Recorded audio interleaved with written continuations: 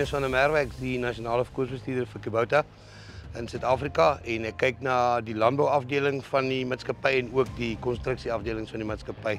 By die landbou en konstruksiekant doen ons Kubota produkte. Begin by 'n 18 perdekrag trekkertjie en ons gaan op tot by 135 perdekrag trekker hier agter my. Dit is aan die landboukant en aan die konstruksiekant het ons excavators, mini excavators wat begin by 1.7 ton. Ons het 'n 3 ton, 'n 5 ton en 'n 8 ton masjien wat ons almal hier op Nampo uitstal hierdie jaar.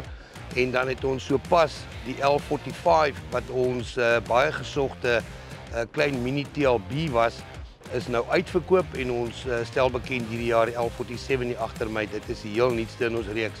'n Modulêre trekker wat soos 'n landboutrekker aangewend kan word, hidrostatiese aandrywing en dan ook 'n volledige TLB om met 'n bak voor te kan werk en ook met 'n bakhou gedeelte aan die agterkant. So in Mei maand hierdie jaar het ons 'n nuwe monteeraanleg in die Stellenbosch omgewing Klapmuts, spesifiek langs die N1 oopgemaak. Al die Kubota produkte word nou in Kaapstad gemonteer, ons dok in Kaapstad hawe en dit word gemonteer in Kaapstad.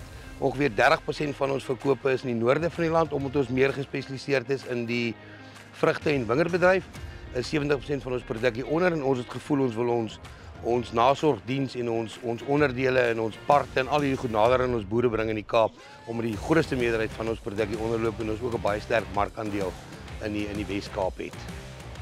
Jy skakel ons op 011 284 2000, dis ons nommer in Johannesburg of e-pos na dennis@smithpower.co.za of ons webwerf is www.smithpower.co.za.